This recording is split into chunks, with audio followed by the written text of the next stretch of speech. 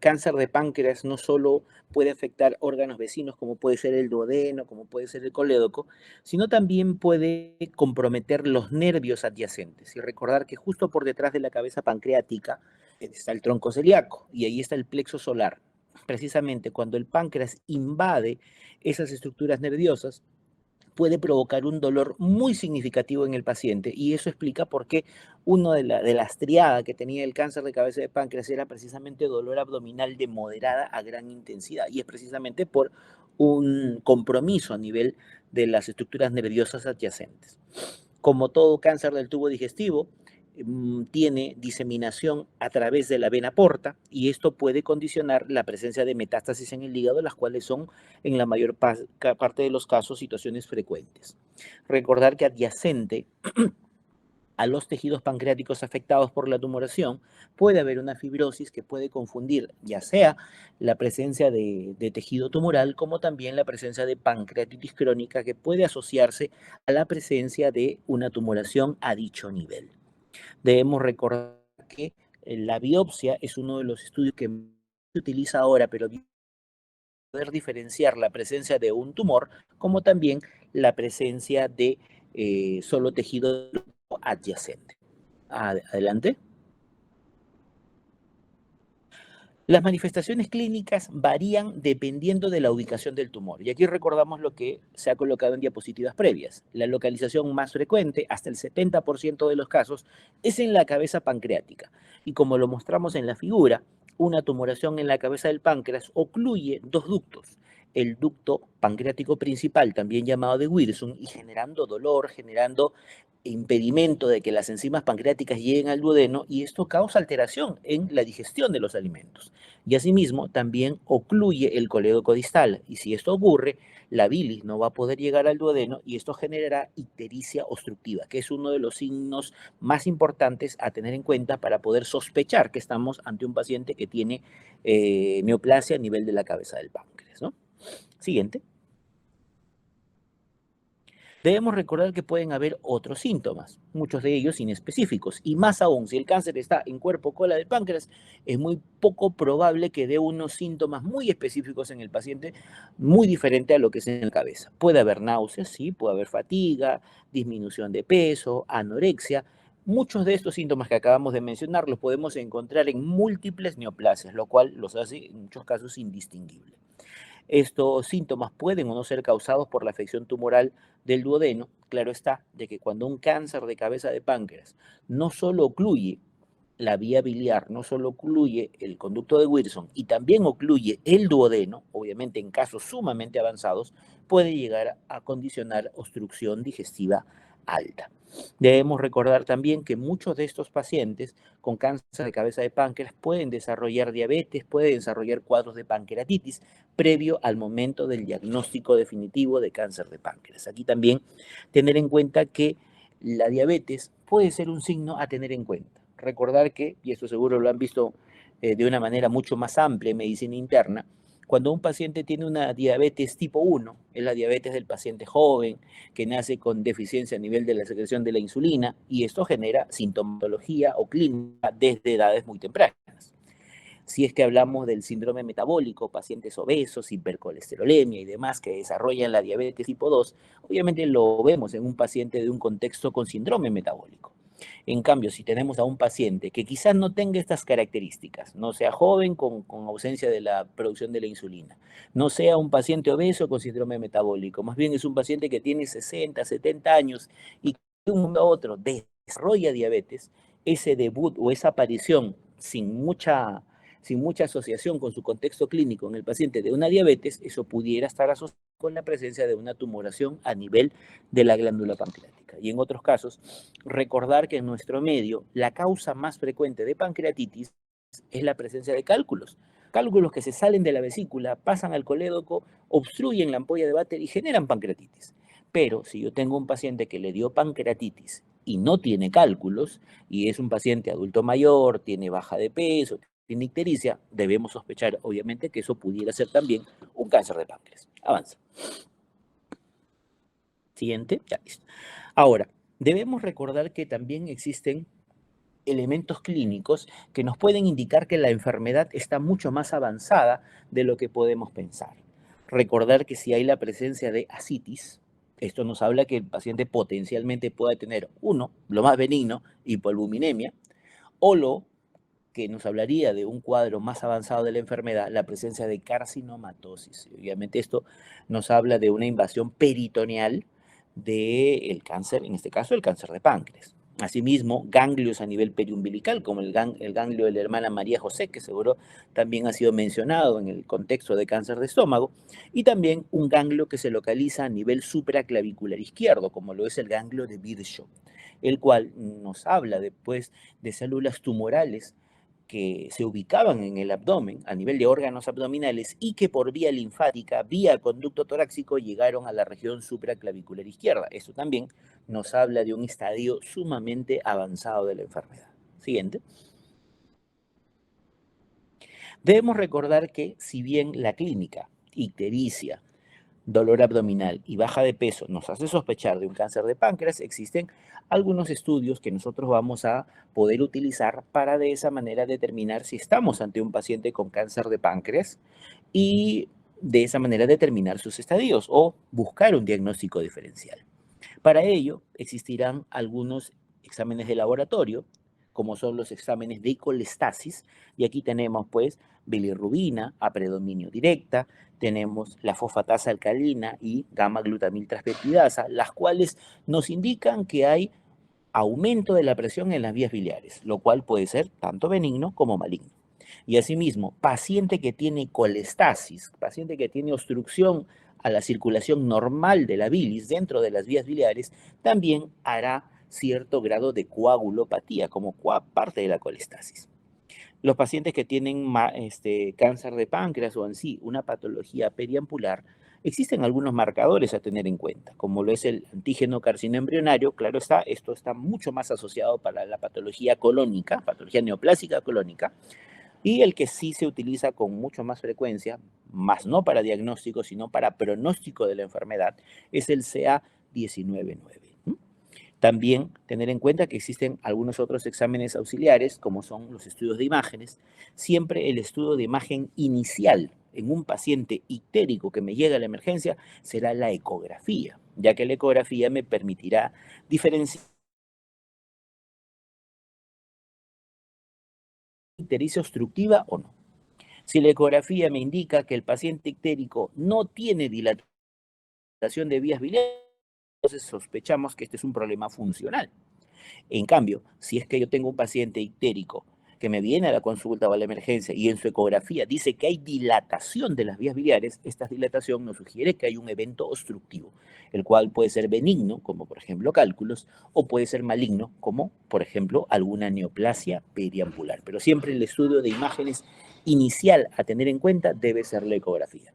En base a esos hallazgos que nos da la ecografía, el paso siguiente siempre será una tomografía. Claro está, la tomografía se denomina, para el caso específicamente del cáncer de páncreas, la tomografía protocolo de páncreas, que es muy similar a la tomografía trifásica de hígado que ustedes se deben haber mencionado en la clase de patología maligna de hígado, la cual tiene una fase arterial, una fase venosa portal y una fase venosa tardía. Una tomografía muy similar a esa también se utiliza para poder estadificar y ver si existe o no compromiso vascular de alguna tumoración periampular con respecto a los vasos mesentéricos superiores, lo cual es vital poder diferenciar para decidir si es que el paciente es tributario o no de una cirugía con intención curativa.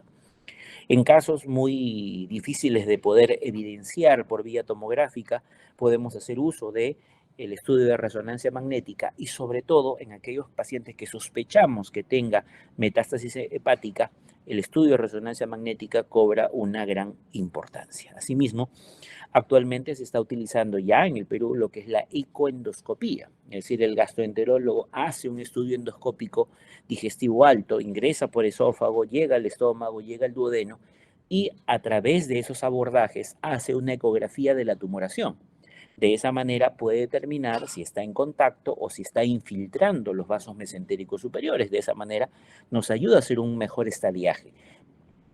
Y en caso de pacientes con patología periampular avanzada, a través de la ecoendoscopía, se puede tomar una biopsia y con esa biopsia se puede decidir o no el inicio de la neoadyuvancia. Es un estudio que actualmente está muy en boga en nuestro medio, se está desarrollando de una manera muy amplia y permite hacer diagnósticos mucho más precisos y también evaluaciones menos invasivas a cada uno de los pacientes con cánceres de páncreas.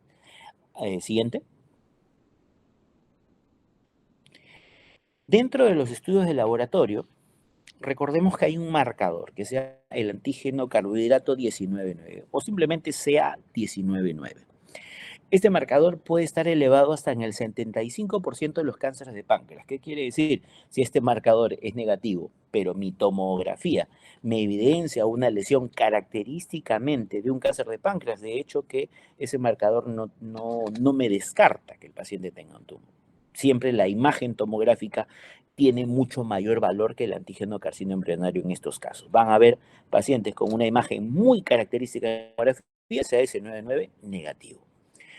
Pero si es que yo tengo un paciente con un tumor de cáncer de páncreas en la tomografía muy evidente y un marcador CA-19,9 extremadamente elevado, esto sí nos sugiere de que probablemente la enfermedad esté mucho más avanzada de lo habitual. Debemos recordar también que después de una cirugía por cáncer de páncreas, estos tumores o este marcador CA-19,9 debería volver a sus valores normales. Y asimismo, este marcador se solicitará como control de las evaluaciones postoperatorias a los 3 meses, a los 6 meses y al año. Lo ideal y lo que esperaría un paciente, un evaluador de un paciente que fue operado por cáncer de páncreas es que este marcador no se eleve en la evolución posterior a la cirugía. Y si es que este marcador en algún momento de su evolución se eleva, nos estaría indicando que probablemente hay recurrencia de la enfermedad. Tener en cuenta que este marcador se puede elevar no solo por condiciones malignas, como lo es el cáncer de páncreas, también puede ser por cáncer de las vías biliares, por cáncer de la vesícula biliar, por ampulomas, de forma más rara por cáncer de estómago, cáncer de ovario, cáncer colorectal, pulmones, etc. Pero en el contexto de un paciente con una imagen característica de cáncer de páncreas y un CA-19,9 elevado, cobra ahí sí una gran importancia. Puede elevarse en patologías malignas, sí, como por ejemplo la colangitis. Eh, También se puede elevar y también en la colestasis por coledocolitiasis también va a tener gran importancia. Por eso, tener en cuenta estos detalles para saber cómo manejar los marcadores de CA-19,9 en los distintos pacientes con cáncer de páncreas.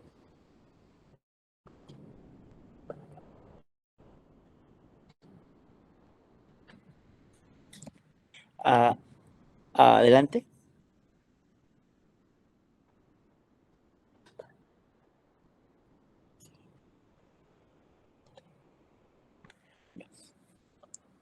Como habíamos indicado, la ecografía es uno de los primeros estudios a utilizar en un paciente que nos llega con ictericia a la emergencia. Y como habíamos indicado, si en la ecografía nos dice paciente ictérico sin dilatación de vías biliares, debemos pensar que no hay un problema obstructivo, que quizá esa ictericia sea de tipo hepatocelular, como por ejemplo en una hepatitis. En cambio, si es que la ecografía nos habla de dilatación de vías biliares y más aún nos evidencia una masa en la glándula pancreática, de hecho que esto sí nos habla de una ictericia obstructiva y nos obliga a poder realizar un estudio de mucha mayor caracterización de la lesión como es la tomografía y o resonancia. Asimismo, también puede identificar la presencia de ganglios a nivel peripancreático, a nivel periliar, lo cual nos indicaría más o menos el estadiaje de la enfermedad y también por ecografía puedo ver de manera indirecta la presencia de metástasis hepática o ascitis. Asimismo, también la ecografía nos puede ayudar en el caso de los pacientes ictéricos cuando hay cálculos, ¿no? Si tenemos un paciente que tiene cálculos en la vesícula y tiene cálculos en la vía biliar, quizá esa podría ser la causa de su ictericia. Pero si hay dilatación de vías biliares y no hay litiasis, entonces pensar que probablemente hay alguna tumoración periambular. A la siguiente. La tomografía protocolo de páncreas, muy similar a la tomografía trifásica de hígado, es el método diagnóstico de elección para poder definir qué tipo de tratamiento yo le voy a ofrecer a un paciente que tiene cáncer de páncreas, ya que con ello voy a definir la estadificación de la enfermedad y con eso decidir qué terapia le voy a ofrecer, ya sea terapia médica, terapia quirúrgica al paciente. ¿Qué es lo que evidencia una tomografía protocolo de páncreas o trifásica de hígado dentro de la glándula? Evidencia una masa de baja densidad dentro del páncreas. En pocas palabras, recordar que los términos a utilizar en tomografía son hiperdenso, hipodenso. El cáncer de páncreas se caracteriza por ser una masa hipodensa. ¿Y esto por qué? Porque el tumor de páncreas se caracteriza por tener mucha necrosis en su interior. Y al haber necrosis, no tiene afinidad por el contraste. Cuando se le pone el contraste por vía arterial, ¿qué sucede? Simplemente el contraste no pinta el centro de la tumoración. Por eso la característica más importante de un cáncer de páncreas en tomografía es que se ve como una masa hipodensa, precisamente por la necrosis en su interior. ¿Qué más se puede ver aparte de la masa? Yo voy a encontrar atrofia de la glándula pancreática. Si la masa está ubicada en la cabeza del páncreas, cuerpo y cola del páncreas marcadamente atróficos. Y también dilatación del colédoco, producto de la masa que está generando efecto obstructivo, y también dilatación del conducto de Wilson, ya que el cáncer de páncreas bloquea estos dos conductos excretorios que pasan a través de la glándula pancreática. Asimismo, también nos puede identificar la presencia de ganglios, la presencia de metástasis, líquido libre que pudiera existir en estos casos. Siguiente. Aquí nosotros podemos ver de manera esquemática lo que es la tomografía protocolo de páncreas en estos pacientes. Recordar que siempre debe ser con contraste, los contrastes por vía arterial, venosa portal y venosa tardía. En la fase arterial, donde el contraste ingresa por las arterias, esto hace de que la masa marcadamente se ponga hipodensa, característico por la necrosis, dilatación del conducto de Wilson y atrofia pancreática muy significativa. Y lo más importante a tener en cuenta en esa tomografía protocolo de páncreas es ver la relación entre el tumor y la vena porta, la vena mesentérica superior, la arteria mesentérica superior, la arteria hepática, la vena cava inferior, la arteria aorta abdominal, el tronco celíaco. ¿Por qué? Porque como veremos más adelante, interesa mucho si es que el tumor tiene contacto o tiene infiltración de estos vasos. Y recordar que el cuello del páncreas, la cabeza del páncreas, el proceso uncinado del páncreas, tiene un contacto muy directo, una relación muy directa con la vena y arteria mesentérica superior y con la vena porta, lo cual va a definir la resecabilidad en estos casos. Por eso la tomografía es fundamental dentro de la valoración de estos pacientes. Siguiente. Aquí nosotros podemos ver en esta imagen, en la imagen de la izquierda, vemos la vesícula marcadamente distendida y al costado de la vesícula una flecha. Esta flecha, ¿qué nos está señalando? A nivel de la cabeza del páncreas y parte del proceso uncinado del páncreas, en la fase arterial, se ve que el páncreas tiene una coloración grisácea, pero específicamente donde apunta la flecha tiene una coloración mucho más oscura de lo habitual. Esto nos habla de la presencia de una tumoración a dicho nivel, lo cual también debe ser corroborado en la imagen de la derecha, donde se ve la fase portal, en la cual yo voy a ver estas dos flechas que nos están señalando nuevamente la lesión y a su costadito dos figuras circulares, los cuales son los vasos mesentéricos superiores, y de esta manera determinar la resecabilidad de la lesión. La siguiente. En esta imagen ya no se aprecia la glándula pancreática o un corte de la glándula pancreática, pero lo que sí se están viendo y están señalados en las dos imágenes es la presencia de unas lesiones a nivel del parénquima hepático. Vean ustedes, en la imagen superior vamos a ver en el lado del hígado, señalado por flechas, la presencia de imágenes hipodensas, los cuales nos hablan de metástasis hepática. Y a nivel de donde dice T2, donde dice la T, ahí está la presencia de un tumor en la cola del páncreas. Debemos recordar que esa tumoración en el cuerpo del páncreas o en la cola del páncreas, al no estar bloqueando ni el tubo digestivo y al no bloquear la vía biliar, muchas veces son totalmente asintomáticas. Y muchas veces cuando ya se da el diagnóstico, que son en estadios muy, muy avanzados, se puede evidenciar tomografías como las que ustedes pueden ver en pantalla, en la cual ya la enfermedad está en un estadio sumamente avanzado, ya con metástasis, en algunos casos con carcinomatosis, y no solo metástasis a nivel abdominal, sino también en otras localizaciones, como por ejemplo el ganglio de Virchow, a nivel de pulmón, a nivel de hueso, a nivel de cerebro. Siguiente. La resonancia magnética se utiliza sobre todo en aquellos casos en la cual la tumoración pancreática es muy dudosa. Muchas veces, cuando los tumores pancreáticos tienen más de 2 centímetros, son muy evidentes en la tomografía.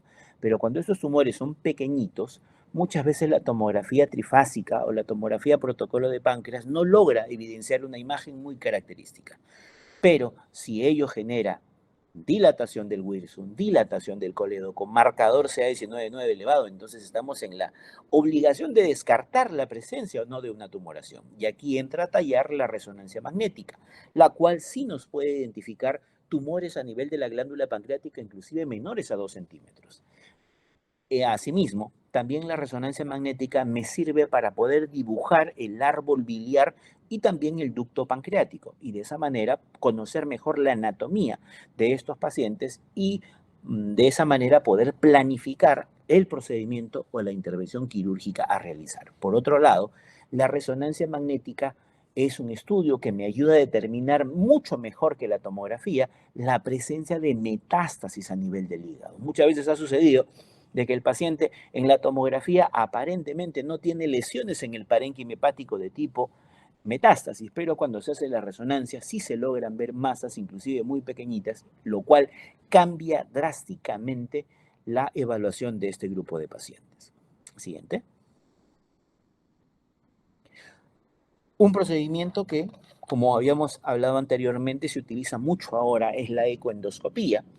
El gastroenterólogo hace una endoscopía y esta endoscopía tiene un transductor de ecografía, lo cual le permite poder evaluar de manera ecográfica la tumoración a nivel de la glándula pancreática, y no solo en la cabeza, sino también en cuerpo y cola del páncreas, como se ve en la imagen, ver la relación de este tumor con la arteria mesentérica superior, con la vena mesentérica superior, con la vena porta, de esa manera definir el estadiaje real de la evolución, y en caso estuviésemos ante un paciente con un cáncer avanzado, por esa misma vía ecoendoscopía se puede tomar una biopsia.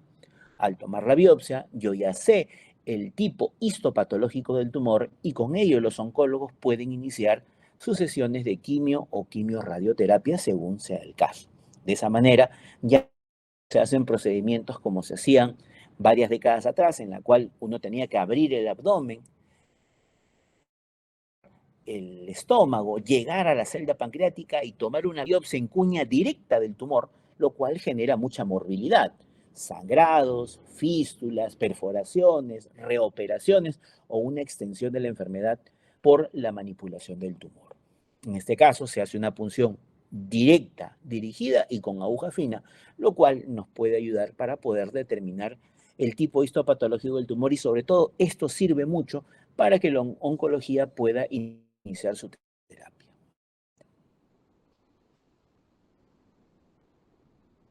Siguiente.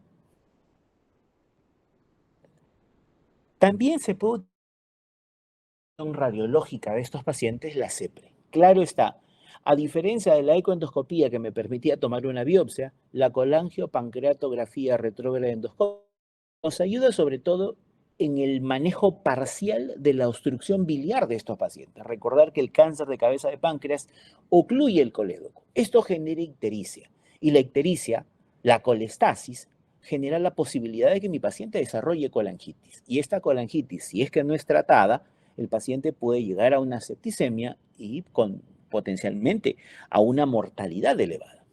Por ello, la CEPRE se puede utilizar en estas situaciones, sobre todo para poder hacer la colocación de prótesis o stents, para que de esta manera la bilis siga pasando al duodeno y nuestro paciente tenga una menor probabilidad de desarrollar colangitis. Asimismo, durante la CEPRE se pueden llegar a hacer cepillados, barridos a nivel de la vía biliar distal, o en algunos casos con colangioscopía se puede llegar hasta tomar muestras, sobre todo de la ampolla de Vater, buscando que determinar tipos de tumores periampulares que se puedan encontrar a este nivel.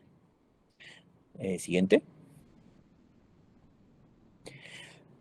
En muchos casos puede llegar a ser necesario la biopsia. Si yo tengo un paciente con cáncer de páncreas, con clínica típica, dolor abdominal, baja de peso, ictericia, en la tomografía veo una tumoración en la glándula pancreática que no tiene contacto y menos aún infiltración a los vasos mesentéricos superiores, a la vena porta, a la arteria aorta, al tronco celíaco, a la vena cava inferior y menos aún tiene metástasis hepáticas, yo a ese paciente lo considero resecable y por tanto ese paciente debe ir a tratamiento quirúrgico. En cambio, si yo tengo un paciente que tiene un tumor en la cabeza del páncreas, que tiene contacto o que tiene infiltración de la vena mesentérica superior, infiltración de la vena porta, metástasis hacia otro órgano, se va a ser necesario tomarle una biopsia. ¿Para qué? Para tener la histopatología del tumor y de esa manera oncología pueda iniciarle la neoadyuvancia o adyuvancia según sea el caso. De esa manera se puede iniciar un tratamiento médico oncológico con el objetivo de mejorar la sobrevida de estos pacientes. La biopsia será necesaria, sobre todo en aquellos casos muy dudosos y sobre todo en aquellos casos que son localmente avanzados o borderline, como vamos a ver más adelante. Ahí sí, siempre optar por lo menos invasivo posible. Y la biopsia por endoscopía, eso es importante. De igual modo, si el paciente tiene un cáncer de páncreas, pero el paciente es fibrilador, tiene fibrosis pulmonar, tiene insuficiencia renal, tiene una fracción de eyección menor al 30%, es decir, es un paciente de alto riesgo quirúrgico. Obviamente ese paciente no se le va a someter a una Whipple, sino lo que se va a hacer simplemente es darle tratamiento médico oncológico con quimioterapia. Y para poder iniciar esa quimioterapia, los oncólogos en cualquier parte del mundo piden una biopsia, tener la histopatología del tumor. ¿Y esto por qué? Porque todos los tumores no responden de igual manera a un mismo tipo de quimioterapia. Hay algunos que responden muy bien, otros que tienen una respuesta parcial y otros que no tienen una respuesta. Por ejemplo, los que responden muy bien a la quimioterapia es el cáncer de páncreas, el ampuloma más o menos de manera parcial, pero el colangiocarcinoma no responde adecuadamente a algún tipo de neoadyuvancia. Por eso es vital en aquellos pacientes con enfermedades avanzadas tener una biopsia de la lesión, saber histopatológicamente qué tipo de tumor periampular es y de esa manera decidir qué tipo de terapia oncológica médica yo le puedo ofrecer. Sí.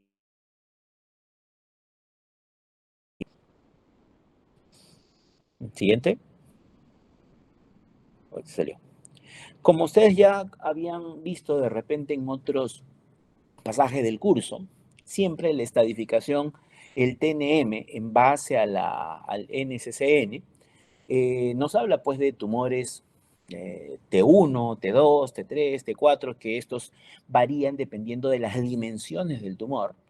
Luego viene el N, la presencia o no de ganglios locorregionales, y el M, la presencia o no de metástasis. Y esto nos lleva a diferentes estadios, estadio 1, estadio 0, estadio 1A, 1B, 2A, 2B, y estadio 3 y estadio 4. ¿No? Es lo clásicamente conocido que muchas veces hemos visto en diferentes neoplasias. Siguiente.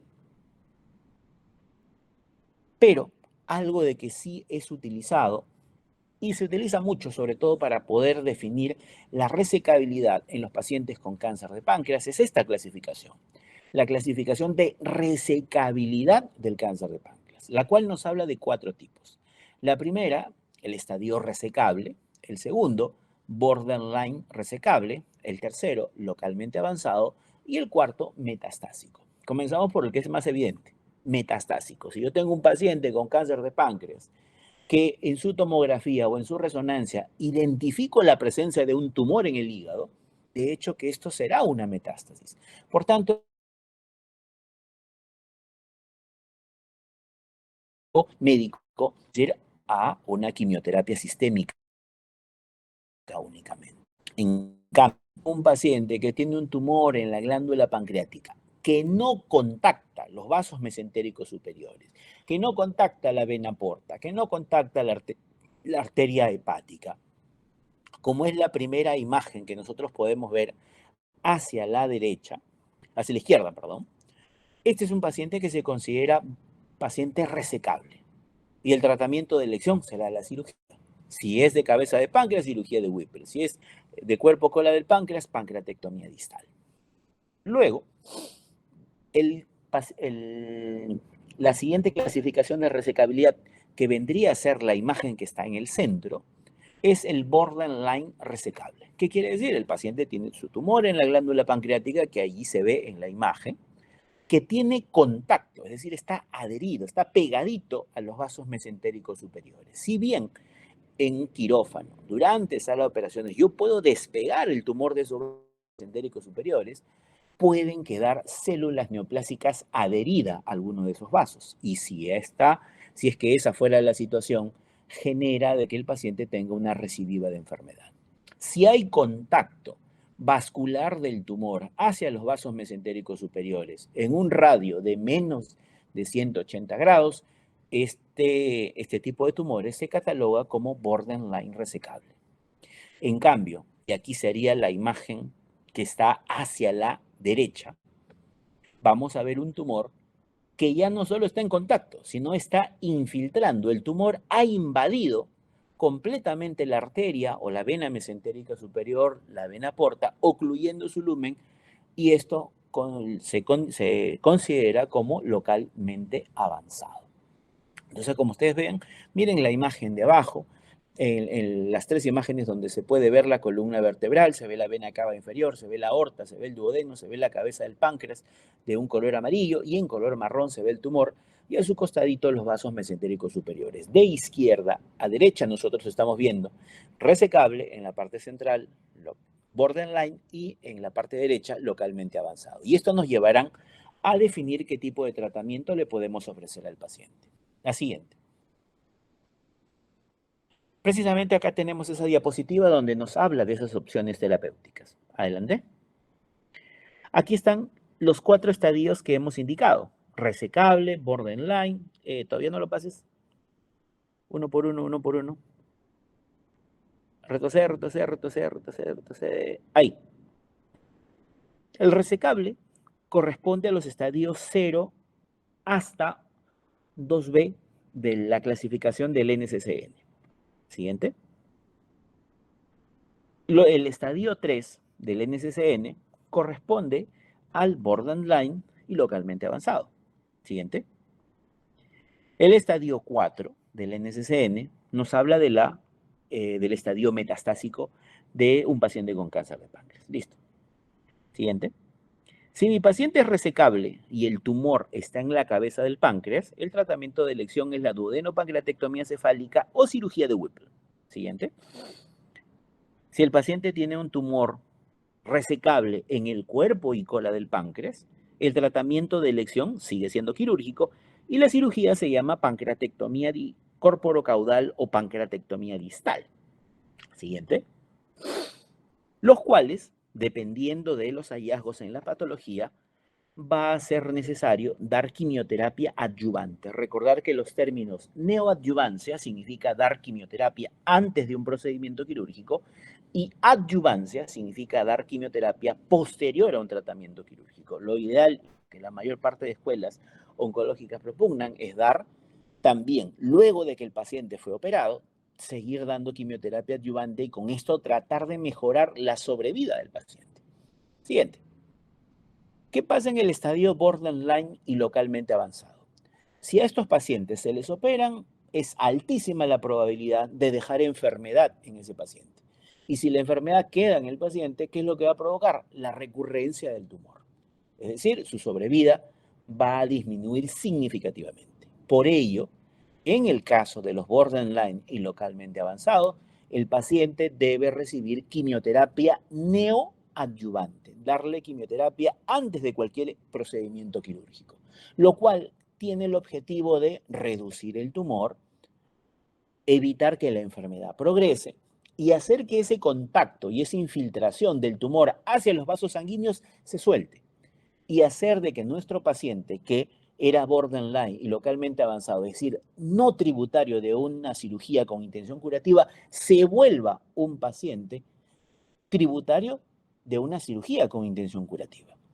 Una vez culminada la neoadyuvancia, sus 14 sesiones de neoadyuvancia, siguiente, se reevaluará al paciente. Si es que el tumor se hizo más pequeñito, si es que el tumor logró soltarse de los vasos mesentéricos superiores, el paciente será programado para una intervención, para una exploración quirúrgica. Y en quirófano se determinará si es que se completa con una duodenopancreatectomía o cirugía de Whipple o una pancreatectomía distal, en estos casos dependiendo de dónde esté ubicado el tumor. Se explora a estos pacientes. Pero también recordar que los pacientes que han ido a neoadyuvancia, no todos van a tener una muy buena respuesta. En algunos casos, tras haber culminado todas las sesiones de quimioterapia, el paciente tiene una enfermedad que más bien avanzó mucho más y si eso avanzó, simplemente la evolución del paciente será tórpida y la mortalidad que sobreviene en esos casos va a ser a un plazo muy corto. Obviamente los que tienen mayor probabilidad de responder y hacerse quirúrgicos son los borderline y los que tienen la menor probabilidad de que ese tumor se haga más pequeñito, que ya no infiltre los vasos mesentéricos superiores, será pues los localmente avanzados. Siguiente. En algunos casos, los borderline iban a cirugía, y acá lo ponemos en línea de puntos, ¿por qué? Porque cuando esto se hacía, y esto se hacía al menos una década atrás, se veía que estos pacientes, si bien la tumoración se lograba operar, la recurrencia de la enfermedad era altísima. Por eso simplemente se ha dejado acá con línea de puntos. En el paciente que tiene metástasis, el tratamiento de elección es la quimioterapia sistémica y también los cuidados paliativos. Nada más. Siguiente.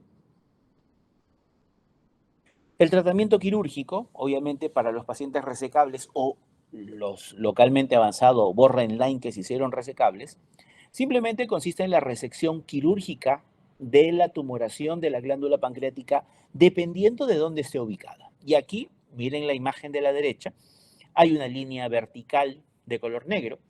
Esa línea pasa a través del cuello del páncreas.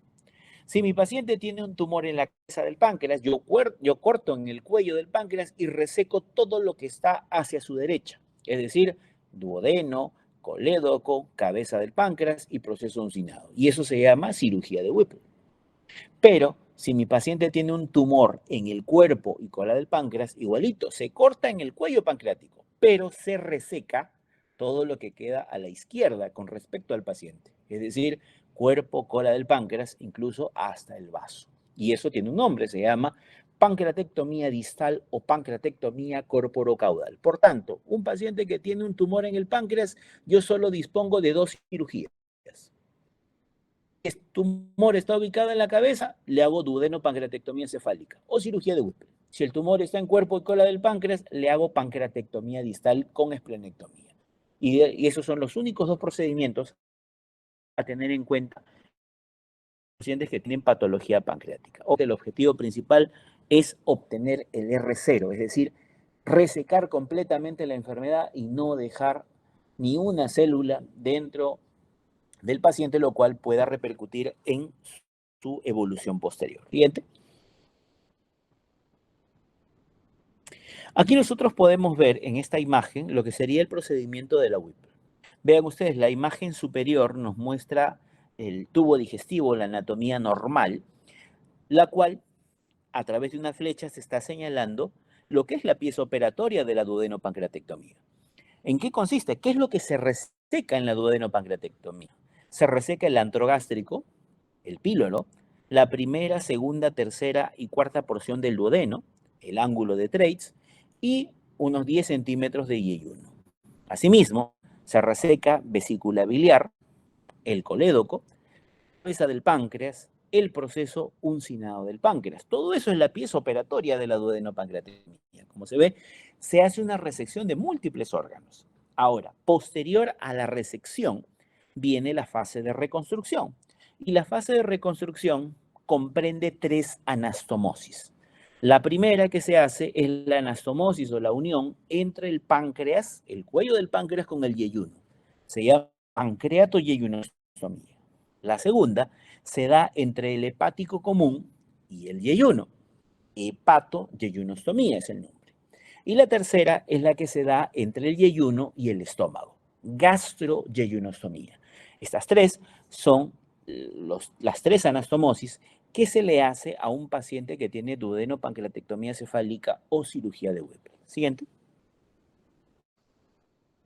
Aquí vemos la fase de la resección. Vean ustedes, se hace primero la maniobra de calibrage para de esa forma movilizar del colon derecho y también lo que es la maniobra de Kocher o Kocher, que consiste en movilizar o despegar el duodeno de sus adherencias retroperitoneales, también la disección de la vena porta, la transición, corte a nivel del estómago, transección a nivel yeyunal y la liberación del ángulo de Treitz, posteriormente la transección a nivel del cuello pancreático y la exéresis o el retiro de la pieza operatoria.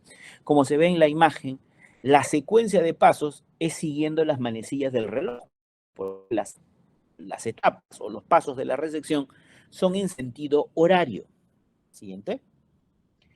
En cambio, la reconstrucción se hace en sentido antihorario. ¿Por qué? Porque la primera anastomosis a realizar es la que se hace entre páncreas y yeyuno. La segunda es la que se hace entre hepático común y yeyuno. Y la tercera, la que se hace entre el estómago y yeyuno. Es decir, en contra de las manecillas del reloj o en sentido antihorario. Siguiente. Ahora, hay dos tipos de Whipple.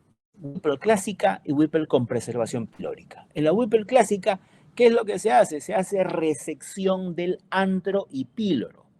En cambio, en la Whipple con preservación pilórica, que es la imagen que tenemos en pantalla, se hace la sección a nivel de la primera porción del duodeno, preservando todo el estómago, preservando el píloro.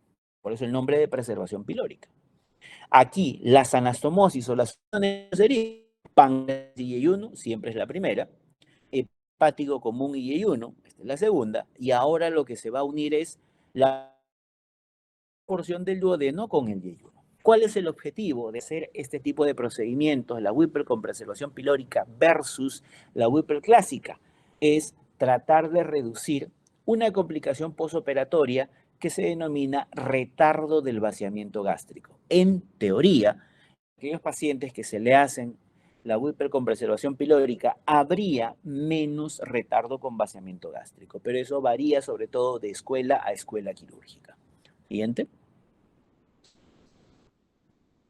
Aquí nosotros podemos ver dos imágenes, la cual corresponden a la pieza operatoria de una Whipple clásica. Como se puede apreciar ahí, se ve el antro gástrico, hacia la esquina superior e izquierda de ambas fotos se ve la vesícula biliar unida al cístico y esta a su vez al colédoco. Se puede ver también lo que es el duodeno y en la imagen de la izquierda sobre todo las cuatro porciones del duodeno y ángulo de Treitz y lo que aparece ahí resaltado con colores corresponde al cuello del páncreas, proceso uncinado del páncreas y parte de la cabeza del páncreas, lo cual esta es la pieza operatoria de una duodenopancreatectomía cefálica clásica. Siguiente. Y esta sería de una pancreatectomía corporocaudal o pancreatectomía distal. Como ustedes se pueden ver, tanto en las dos imágenes, en el lado derecho inclusive se puede ver mucho mejor el tumor ubicado en cuerpo de páncreas, y a la derecha de cada una de estas dos imágenes podemos ver el vaso ubicado también en ese punto. En la mayor parte de los casos, las pancreatectomías corporocaudales también incluyen la esplenectomía. Siguiente. Recordar que, como hemos visto, según los estadiajes de resecabilidad, existen algunos pacientes, sobre todo los localmente avanzados y más aún en los metastásicos, en los cuales ya no hay opción de una terapia quirúrgica de forma curativa y el paciente pasará a quimioterapia sistémica y a cuidados paliativos. Recordar que el término paliativo va asociado ¿a qué? Va asociado a mejorar la calidad de vida en el tiempo que le queda al paciente. Y aquí, cuando se habla de tratamiento paliativo para el cáncer de páncreas, se deben tratar tres problemas. El primero, la ictericia. ¿Por qué? Porque un paciente ictérico tiene alta posibilidad de hacernos colangitis y una colangitis no tratada es mortal. En segundo lugar, la obstrucción duodenal, la obstrucción del tubo digestivo. Muchas veces los tumores pueden ser tan grandes que infiltran e invaden el duodeno y el paciente no va a poder comer de una manera adecuada. Y el tercero, recordar que el cáncer de cabeza de páncreas está muy cerca del plexo solar. Cuando este tumor crece, infiltra el plexo solar. Y esto que genera dolor en el paciente. Y un dolor que puede ser incapacitante para el paciente. Entonces, estos tres problemas son los que uno debe tener en cuenta para enfocar el tratamiento paliativo. Siguiente. Cuando hay obstrucción biliar y obstrucción duodenal, un procedimiento quirúrgico muy utilizado como tratamiento paliativo, más no curativo, es la llamada doble derivación quirúrgica. Derivación biliar y derivación gástrica. La derivación biliar es la unión del hepático común con el yeyuno. Y la derivación gástrica es la unión del estómago con el yeyuno. ¿Para qué? Para que la bilis y el contenido del estómago pasen directamente al yeyuno sin transitar por el duodeno que se encuentra obstruido. De esa manera, el paciente ya no va a tener colangitis, va a poder vivir sin colangitis, sin ictericia, y va a poder comer sin ningún problema, ya que sus alimentos pasarán del estómago al yeyuno. Este es uno de los procedimientos quirúrgicos que sí se realizan a modo de título paliativo para este tipo de pacientes, cuando tienen tanto obstrucción biliar como obstrucción gástrica. Por si acaso, en esta cirugía no se reseca el tumor, porque se hace para casos, estadios avanzados o incluso metastásicos. Siguiente. Recordar que el dolor era un problema muy significativo en el cáncer de páncreas. Muchas veces estos pacientes toman analgésicos comunes, analgésicos opioides, y muchas veces ese tratamiento es insuficiente para controlar su dolor.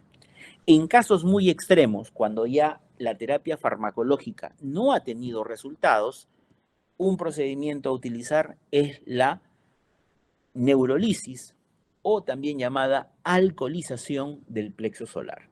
Como se puede ver en la imagen, se le inyecta alcohol directamente a los ganglios semilunares o a los ganglios celíacos con el objetivo de necrosarlos. ¿Para qué? Para que de esa manera se bloquee la transmisión nerviosa y por tanto ya no se transmita el dolor a este nivel. Y con ello, obviamente, mejoramos mucho la sintomatología de estos pacientes que incluso pueden hasta ni siquiera llegar a dormir por el dolor incapacitante que les genera una tumoración pancreática muy avanzada. Siguiente. Ahora, si bien nosotros hemos colocado en los dos procedimientos anteriores terapias quirúrgicas como parte de la paliación en el cáncer de páncreas, también se pueden utilizar terapias mínimamente invasivas. Por ejemplo, si tenemos a un paciente que tiene un tumor a nivel de cabeza de páncreas, el cual no es tributario de tratamiento quirúrgico, y también es un paciente que tiene múltiples comorbilidades que le confieren un riesgo quirúrgico muy elevado, entonces tendremos que hacer paliación tanto biliar como gástrica o solucionar una colestasis, solucionar una ictericia obstructiva, como también una obstrucción del tubo digestivo. Y esto se puede hacer a través de stents. Como se puede ver en la imagen, a través de una CEPRE, se coloca un stent en el colédoco distal. ¿Para qué? Para dejarlo permeable, para mantenerlo abierto. Y con eso la bilis pueda pasar al duodeno y de esta manera nuestro paciente no esté ictérico y no nos desarrolle colangitis. Así como se puede colocar un stent en el colédoco, también se puede colocar un stent en el duodeno. ¿Para qué? Para mantener aperturado o con un lumen muy significativo el duodeno y el paciente pueda comer por vía oral sin ningún problema. Estas también son terapias paliativas, claro está, mínimamente invasivas. El detalle es un poco costoso y tiene que ser realizado en centros de experiencia donde los gastroenterólogos, que son los que colocan este tipo de dispositivos, tengan una amplia experiencia en el manejo de ello para reducir sus complicaciones y para tener la mayor tasa de éxito. Siguiente. Este algoritmo nos muestra diferentes características con respecto al cáncer de páncreas, por ejemplo, en la parte superior y los cuadritos verdes, lo que son los diferentes factores de riesgo que nos pueden llevar al desarrollo de cáncer de páncreas, algunos y en los cuadritos rosados, algunos definitivos, algunos probables, la cual puede hacer que el paciente vaya a desarrollar lesiones intraepiteliales en el ducto pancreático que progresivamente crezcan en el tiempo hasta desarrollar un cáncer invasor. Como ya habíamos comentado, la tríada clásica, dolor abdominal, baja de peso, ictericia, muy importante dentro del cuadro clínico sugerente de cáncer de páncreas, y recordar que la terapia curativa, si está ubicada en la cabeza del páncreas, es la Whipple; si está ubicada en cuerpo-cola, pancreatectomía distal. Y si es que el paciente tiene un tumor avanzado, cirugía paliativa, ya sea la doble derivación o la alcoholización del plexo solar, como ya habíamos indicado anteriormente. Puede ser necesaria terapia adyuvante o neoadyuvante, si es cierto, neoadyuvantes, sobre todo en los localmente avanzados y en los borderline, y en el caso del metastásico simplemente la quimioterapia sistémica. Siguiente. Aquí unas palabras ya un poco de manera rápida porque recordar que este tipo de temas de los tumores quísticos pancreáticos ya fueron mencionados quizá en la teoría de los tumores benignos del páncreas. Tener en cuenta que las neoplasias quísticas del páncreas están presentes del 2 hasta el 45% de la población general, pero que dentro de la glándula solo representan un 1% de todos los tumores. Debemos tener en cuenta que muchos de estos tumores son diagnosticados de manera incidental, es decir, al paciente le hacen una tomografía por otra causa y es allí donde llegan a poder encontrar el diagnóstico de esta patología. Los tumores quísticos pancreáticos, algunos serán benignos, otros serán malignos puramente, y esto es lo importante a reconocer en cada uno de ellos. Siguiente. Aquí una clasificación. Los benignos, a la cabeza, el cistoadenoma seroso es uno de los que característicamente es el mayormente benigno dentro de estos tumores quísticos, muy diferente al cistoadenoma mucinoso, que es el que tiene mayor probabilidad de desarrollar una patología maligna o convertirse en cáncer. El que tiene un desarrollo intermedio, un desarrollo borderline, que se pudiera convertir en maligno, está pues el sólido pseudopapilar de páncreas que vamos a ver más adelante. Siguiente. Aquí, de manera general, la foto nos muestra los distintos tumores quísticos que pueden afectar a la glándula pancreática, el IPMN, o también conocido como neoplasia papilar intraductal mucinosa, la cual puede comprometer el ducto pancreático principal o también las ramas accesorias. Luego está el cistoadenoma seroso, el más benigno de todos, el cistoadenoma mucinoso, el que tiene más riesgo de desarrollo de patología maligna. Tener en cuenta que en aquellos casos, los tumores quísticos serosos que tienen bajo potencial de malignidad, muchos puede que no sean tributarios de algún tipo de manejo, solo observación, solo seguimiento. Pero si tenemos a un paciente con un tumor quístico que genera síntomas, síntomas como dolor incapacitante, como efecto de masa sobre el tubo digestivo, es decir, genera obstrucción intestinal, o que esté provocando un efecto obstructivo sobre la vía biliar, sobre el colédoco, que genere ictericia y colitis, en esos casos, cuando es sintomático, sí debe ser operado, por más benigno que sea. Siguiente. Manifestaciones clínicas pueden ser variables y siempre dependen de la ubicación del tumor. De hecho, que si el tumor quístico está en la cabeza del páncreas, puede llegar a ocluir la vía biliar y esto puede generar ictericia obstructiva. Pero si está en cuerpo cola del páncreas, muchas veces puede dar síntomas marcadamente inespecíficos o simplemente dolor. Siguiente. El pronóstico puede ser variable y, como ya habíamos comentado anteriormente, en los tumores quísticos serosos, son los que tienen bajo potencial maligno, y en el caso de los cistoadenoma mucinoso y la neoplasia sólida pseudopapilar y la neoplasia papilar intraductal mucinosa, sí tienen un potencial maligno mucho mayor, y en eso sí hay que tener mucho cuidado. Siguiente. Este cuadrito más o menos intenta representar estas cuatro patologías.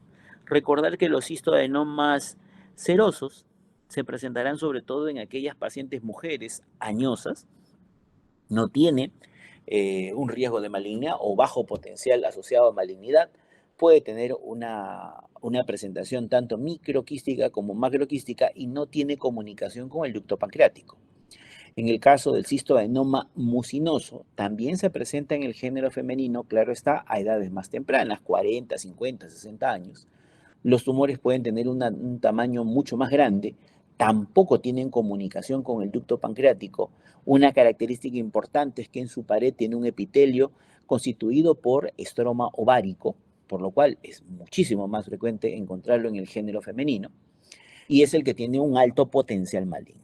Cistoadenoma mucinoso o neoplasia quística mucinosa que hemos diagnosticado por tomografía, el paciente debe ser operado. Luego tenemos la neoplasia sólida pseudopapilar, también conocido como tumor de France, la cual también se presenta en mujeres, pero con mayor frecuencia en edades jóvenes, 15, 20, 25, 30 años.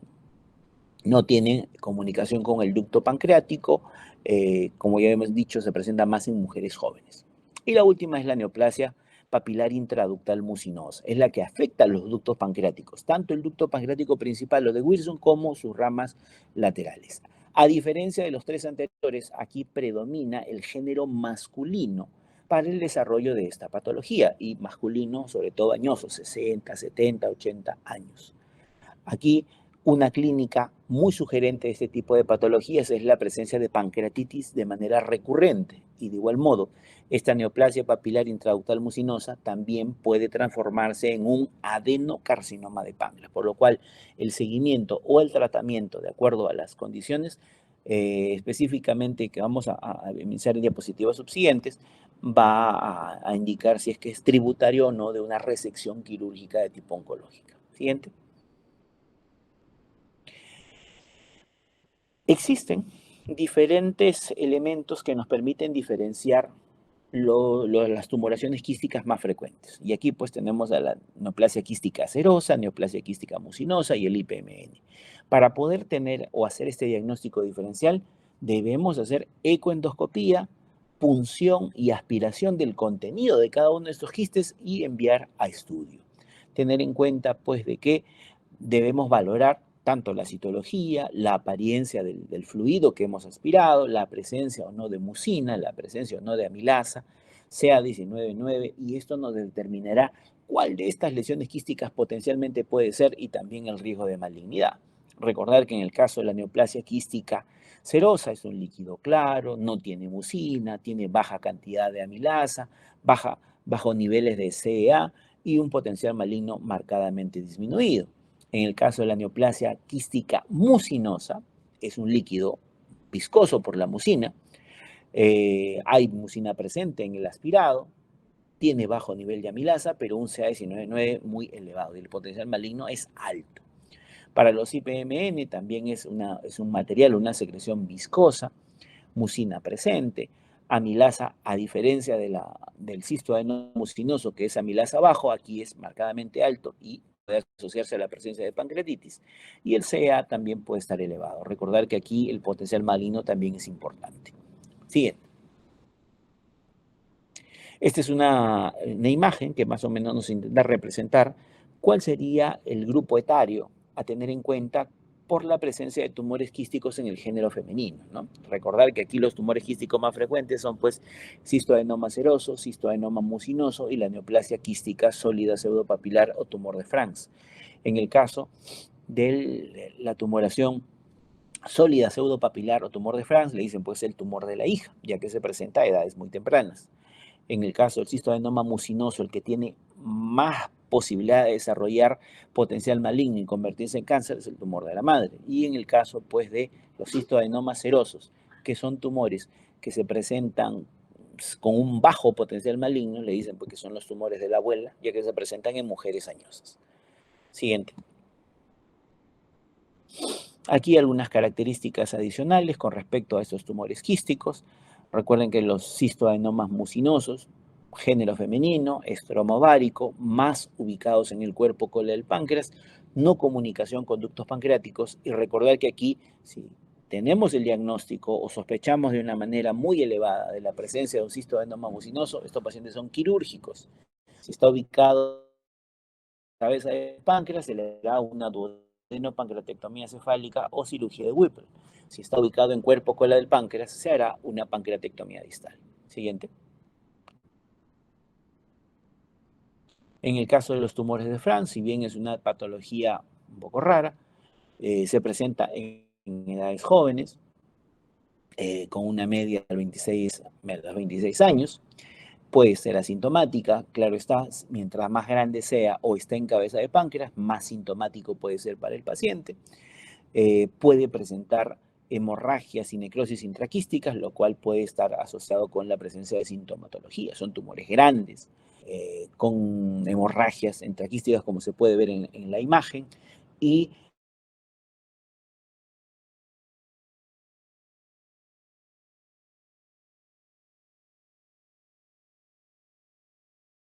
siguiente.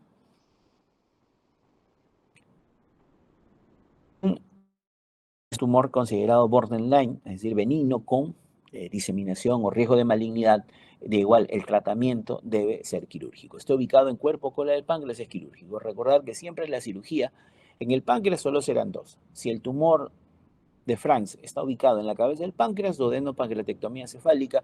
Si estuviese ubicado a nivel de cuerpo de cola del páncreas, pancreatectomía corporocaudal o pancreatectomía distal siempre será el tratamiento. Siguiente.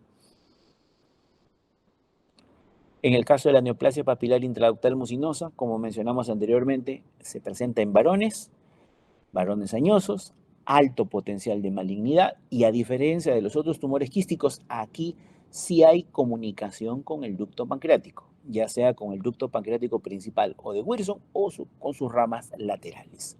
Tener en cuenta de que aquí sí hay riesgo de degeneración maligna y hay riesgo de que esto se convierte en un adenocarcinoma ductal de páncreas. Si esto se presenta dentro de la evolución y está ubicado en la cabeza, duodenopancreatectomía cefálica o cirugía de Whipple.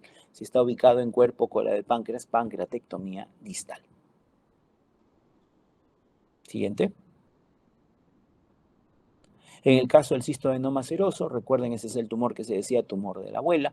En el caso de esto se presentan en pacientes mujeres añosas, pueden ser microquísticos o macroquísticos, pueden ubicarse tanto en la cabeza del páncreas como cuerpo cola del páncreas, más frecuentemente en cuerpo cola del páncreas, y son de bajo potencial maligno, por lo cual, si es que el paciente es totalmente asintomático, no requiere ningún tipo de cirugía.